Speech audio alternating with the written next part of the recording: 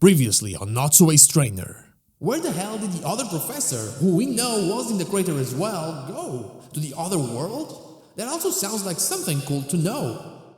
That's a question that I've been asking for a long time, and I tried to answer it multiple times, but no answer ever truly satisfied me.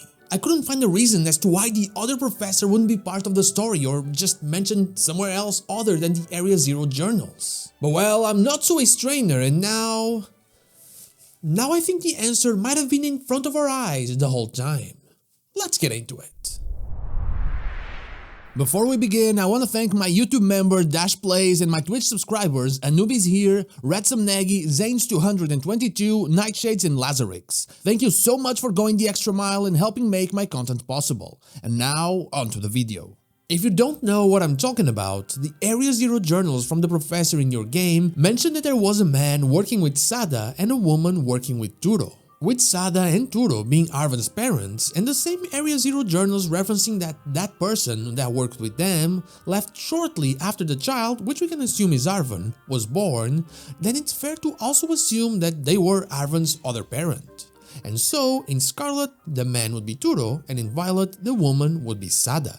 There is absolutely no mention of this person anywhere else in the game, with Arven only focusing his discourse on the current game's professor. Kinda like you should focus on liking and subscribing, of course. But right then and there, one of the biggest unsolved mysteries of Pokémon Scarlet and Pokémon Violet was born. The first clue to solving this is in the original explanation to the powers of Terra energy. It simply could alter the functions of living things and optimize the performance of machinery. That's what the AI professor tells us. That was how they could reach into other timelines, send a Pokeball there and then bring back the caught Paradox Pokémon. But that isn't right, is it? Terra Energy didn't optimize the time machine, it literally just made it not be trash.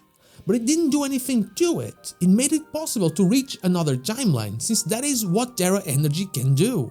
Yeah, one could argue that the performance was optimized, but that's because it was useless before, it was just a Pokeball throwing machine. If you use Terra Energy on any other type of machinery, you don't know what will happen to it, you have no evidence that it would be optimized in any way, shape or form. Unless it also needed to reach into another timeline.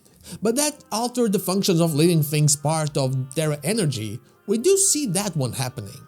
Terastallization is the biggest example of this, with our Pokemon crystallizing and having its Terra type take over. It's also something that we appear to see with Herba Mystica, which is clearly related to Terra Energy, powering up the Titan Pokemon.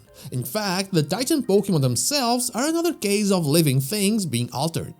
As we go down the Great Crater of Paldea, we see trees starting to crystallize themselves, and when we finally reach the Area Zero Underdepths, we see that a tree turned into mineral, completely consumed by the Terra crystals.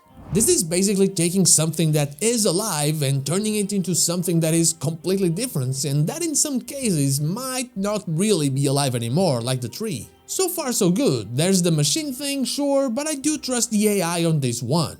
But then it tells us that it cannot leave the crater.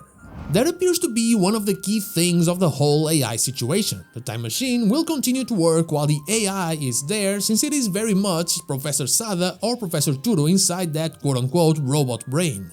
But it cannot leave the crater, which is weird, as after we defeat the Paradise Protection Protocol, the machine doesn't turn off, which makes sense. The AI that cannot leave the crater is still in the crater, but then the AI leaves the crater. That's weird, and it made me think that the AI might not be exactly what it seems, and things might not be exactly as it says.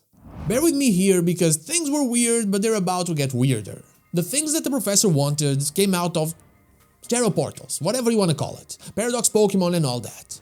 And there's another thing that the professor wanted, which was another one of them. And yeah, I know dreams and wishes have nothing to do with this, but we find nothing about the professor building the AI. We find stuff about them wanting another of them, and then there's a new assistant that the professor likes working with. That happened as the experiments with Terra Energy were still going and not yet at their strongest or most stable point. The only one that says something about being built is the actual AI. They were programmed to be that way, supposedly.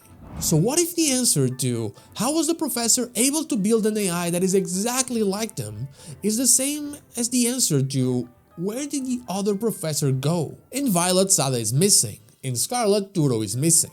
In Violet, at a certain point you had two Turos or two versions of Turo, and in Scarlet you had two Sadas or two versions of Sada. Terra energy alters the functions of living things to the point where it can turn them into something that appears to not be alive anymore. I find it strange that in the Pokemon world, a parent would simply disappear when it is mentioned they exist. I mean, there are parents missing all around in the games, but they're basically not mentioned. Here, they make sure that we knew they were there at a certain point.